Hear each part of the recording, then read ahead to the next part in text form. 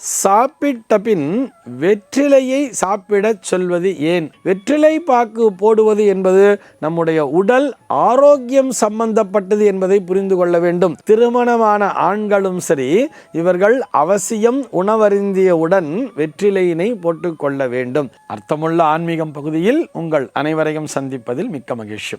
இன்னைக்கு நம்ம என்ன பார்க்க போறோம் சொல்லி பார்த்தோம்னா, சாப்பிட்ட பின் வெற்றிலையை சாப்பிடச் சொல்வது ஏன் அப்படிங்கிற ஒரு கேள்விக்கான விடையைத்தான் பார்க்க போகிறோம்.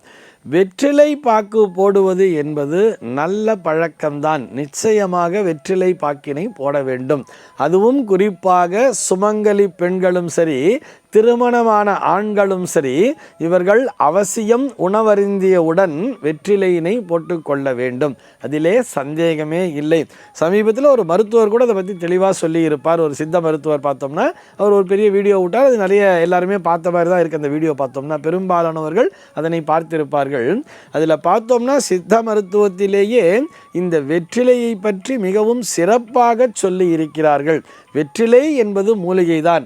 ஆனால் இப்போ நம்மெல்லாம் எப்படி நினச்சின்னு இருக்கோன்னு சொன்னால், வெற்றிலை பாக்கு போடுவது என்பது ஏதோ கிராமப்புறத்து பழக்கம், இது ஒரு அநாகரிகமான செயல் என்பது போல நாம் தவறாக நினைத்து கொண்டிருக்கிறோம்.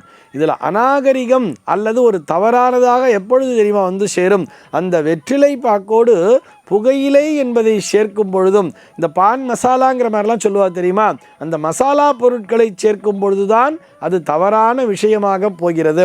அதிலே கூட அந்த புகையிலை சேர்த்துட்டோம்னா அது நிச்சயமாக தவறான ஒரு விஷயம்தான். அதெல்லாம் எதுவுமே இல்லாமல் வெற்றிலை பாக்கு போடணும்னு சொன்னால், வெற்றிலை பாக்கு மற்றும் இந்த சுண்ணாம்பு இது மூன்றை மட்டும்தான் சேர்த்து போட வேண்டும் அப்படின்னு தெளிவாகவே சொல்லி இருக்கிறார்கள். அதை இறைவனுக்கு நைவேத்தியம் பண்ணும்போது கூட எப்படி தெரியுமா பண்ணுவோம்? முதல்ல அந்த நைவேத்தியம் என்னென்னா அன்னம். இப்போ நம்ம வந்து வீட்டில் ஏதோ ஒரு விசேஷம் சொன்னால் அன்னம், பாயசம், வடை, பாயசம்லாம் பண்ணியிருப்போம் இல்லையா? எல்லாத்தையும் வச்சு பக்ஷணங்கள்லாம் வச்சு நைவேத்தியம் பண்ணி முடித்த பிற்பாடு அடுத்தது என்ன மந்திரத்தை சொல்லுவார்கள் சொன்னால், பூகீபல சமாயுக்தம் நாகவல்யைர் தளைர்யுதம் கற்பூரச்சூர்ண சம்யுக்தம் தாம்பூலம் பிரதிகிருஹ்யதாம் என்று சொல்லி, கற்பூர தாம்பூலம் சமர்ப்பயாமி என்று சொல்லி அந்த தாம்பூலத்தையே இறைவனுக்கு சமர்ப்பணம் செய்வார்கள். ஒரு தவறான விஷயத்தை போய் இறைவனுக்கு யாராவது சமர்ப்பணம் பண்ணுவாளா? யோசிச்சு பார்க்கணும் தானே. எப்படி சொல்லியிருக்கா? பூகீபல சபாயுக்தம். பூகீபலம் என்று சொன்னால் பாக்கு, அந்த பாக்கோடு இணைந்த நாகவல்யைர் தளைர்யுத்தம் சொல்கிறார்.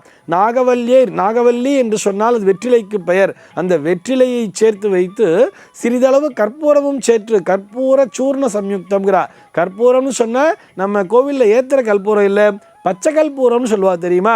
அந்த பச்சை கற்பூரத்தையும் சிறிதளவு சேர்த்து இறைவனுக்கு சமர்ப்பிக்கிறேன் என்றுதான் அந்த மந்திரமானது சொல்கிறது. சரி, எதுக்கு சார் அப்படின்னு சொல்லி பார்த்தோம்னா, அந்த சித்த மருத்துவவியல் ரீதியாக பார்க்கும் பொழுது கூட எப்படி தெரியுமா சொல்கிறா? காலையில் வெற்றிலை போடும் பொழுது பாக்கினுடைய அளவு அதிகமாக இருக்க வேண்டும் சொல்கிறார். இந்த பாக்கானது மலமிளக்கியாக செயல்படும். நமக்கு ஈஸியாக டைஜஸ்ட் ஆகி ஈஸியாக அந்த மோஷன் போகிறதுக்கு அது சப்போர்ட் பண்ணும் அப்படின்னு சொல்கிறார். காலையிலே உணவருந்தி முடித்தவுடன், இந்த பிரேக்ஃபாஸ்ட்னு சொல்கிறோம் இல்லையா, அது சாப்பிட்டு முடித்த உடனேயே வெற்றிலை போடும் பொழுது பாக்கினுடைய அளவு என்பது அதிகமாக இருக்க வேண்டும். மதிய நேரத்திலே அந்த லஞ்ச் அப்படின்னு சொல்கிறோம்ல, நல்லா வந்து சாம்பார், ரசம், கறி எல்லாத்தையும் நல்லா சாப்பிட்டுட்டு, கூட்டு எல்லாத்தையும் நல்லா சாப்பிட்டுட்டு, நல்லா அந்த மோர் சாதெல்லாம் சாப்பிட்டுட்டு நம்ம அதுக்கப்புறம் வெற்றிலை போடும் பொழுது மதிய நேரத்திலே சுண்ணாம்பினுடைய அளவு என்பது அதிகமாக இருக்க வேண்டும் என்று சொல்கிறார்கள். அப்பொழுதுதான் உடம்புல வந்து இந்த கால்சியம் சத்து என்பது சேரும் அப்படிங்கிற மாதிரி சொல்லியிருப்பா. இரவு நேரத்திலே அந்த டின்னருங்கிறத முடிச்சுட்டு வெற்றிலை போடும் பொழுது அந்த நேரத்திலே வெற்றிலையினுடைய அளவு என்பது அதிகமாக இருக்க வேண்டும். ஜீரண சக்தி, இரவிலே உறங்கும் பொழுது அந்த ஜீரண சக்தியானது வெகு சிறப்பாக செயல்படும். அதற்குரிய தூண்டுதலாக இந்த வெற்றிலையானது பயன்படுகிறது அப்படிங்கிற மாதிரியும் சொல்லி இருப்பார். இது போக நமக்கு ஆன்மீக ரீதியாக நிறைய காரணங்களை சொல்லி இருப்பார்கள்.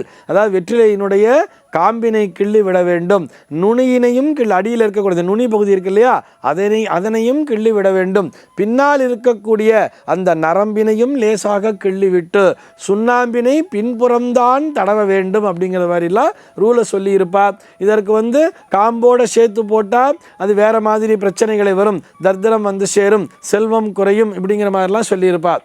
அவை எல்லாவற்றையும் விட இது முழுக்க முழுக்க வெற்றிலை பாக்கு போடுவது என்பது நம்முடைய உடல் ஆரோக்கியம் சம்பந்தப்பட்டது என்பதை புரிந்து கொள்ள வேண்டும். ஒரு சில சம்பிரதாயங்களில் பார்த்தோம்னா அவர்களுக்கு திருமண சடங்கின் பொழுதே அந்த திருமண சடங்கின் பொழுதே வெற்றிலை பாக்கு மடித்து கொடுக்கக்கூடிய பழக்கத்தினையும் வைத்திருப்பார்கள். அந்த மச்சினர்னு சொல்லுவார் தெரியுமா, அவர் தான் வெற்றிலை பாக்கினை மடித்து தன்னுடைய அத்தானுக்கு கொடுப்பார். அவர் அதனை வாயிலே போட்டு மெல்ல சொல்லியே கற்றுக் கொடுத்திருப்பார்கள். சம்சார பந்தத்திலே இருப்பவர்கள் திருமணமான ஆண்களும் சரி பெண்களும் சரி இவர்கள் தினந்தோறும் வெற்றிலை பாக்கினை போட வேண்டும். அப்பொழுதுதான் உடல் என்பது ஆரோக்கியத்துடன் இருக்கும். கால்சியம் சத்து அப்படிங்கிறதும் பெருகும். இதுபோக சுமங்கலி பெண்கள் அந்த வெற்றிலையை போடும் பொழுது அந்த வெற்றிலையானது சாக்ஷாத் மகாலட்சுமியினுடைய அம்சமாக பார்க்கப்படுகிறது. அந்த வெற்றிலையை சுமங்கலி பெண்கள் போடும் பொழுது அவர்களிடத்திலே அந்த மாங்கல்ய பலம் என்பது கூடுவதோடு அவர்களுடைய மகாலட்சுமி அம்சம் என்பதும் அவர்களிடத்திலே கூடிவிடுகிறது. அந்த வெற்றிலை போடக்கூடிய பெண்களை பார்த்தாலே நாம் கையெடுத்து வணங்க வேண்டும் என்பது போல் தோன்றும். மகாலட்சுமியினுடைய அருளானது அவர்களுக்கு பரிபூரணமாக கிடைக்கிறது. சர்வே ஜனாः சுகினோ பவந்து.